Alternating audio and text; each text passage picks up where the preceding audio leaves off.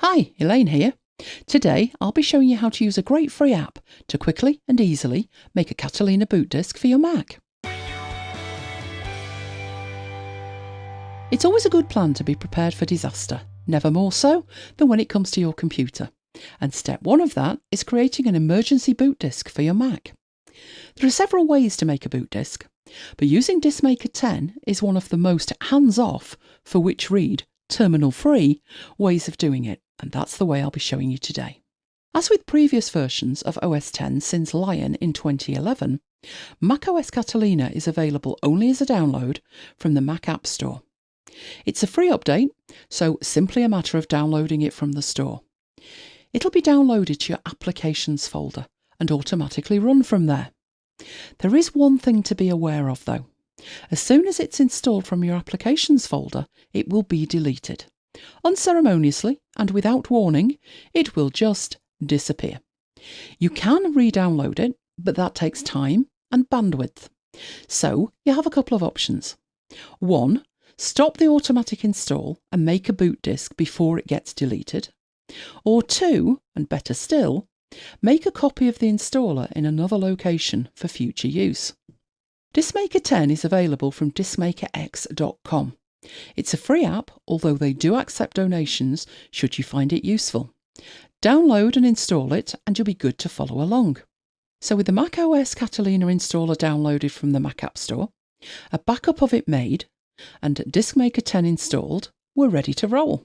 Once you've run DiskMaker, it will prompt you to select the installer to use to create the boot disk. As I've said, by default, macOS Catalina is downloaded to your Applications folder, but it doesn't need to be in that location for the following process to work. In fact, the best practice would be to move the installer to a different location rather than let macOS delete it from the drive after installation. DiskMaker 10 makes an attempt to locate the installer.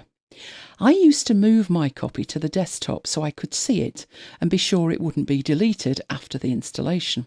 But since I've now enabled iCloud Drive desktop and documents folders, which means all the contents of those folders synchronize across all my Macs, I don't want over 8 gig transferred up to iCloud, so I would choose a different and most importantly, local destination. But wherever it is, DiskMaker will attempt to locate the installer.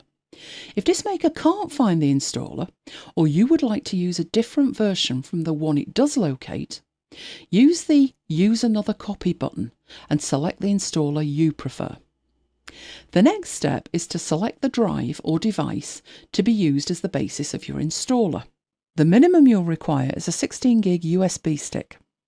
Now, not all USB sticks are equal, by which I mean some are unable to be used to boot your Mac.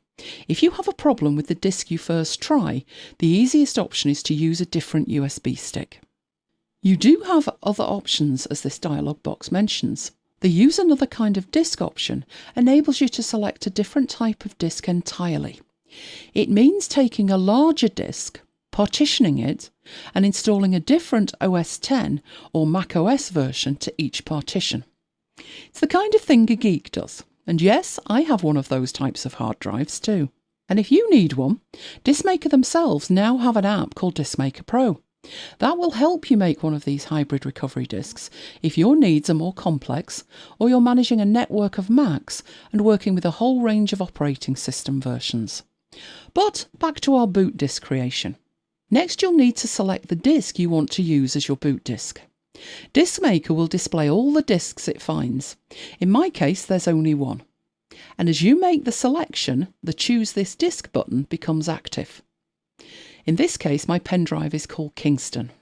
A rather scary dialog box is next, warning you the disk you selected is about to be erased.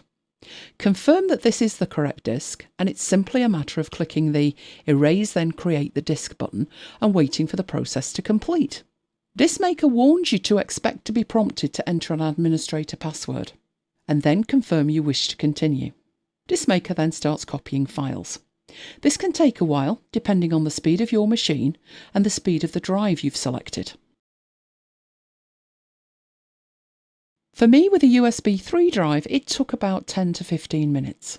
When the copying is complete, the installer is displayed in the Finder window. Don't miss the rather alarming roar when the job finishes. I know I didn't.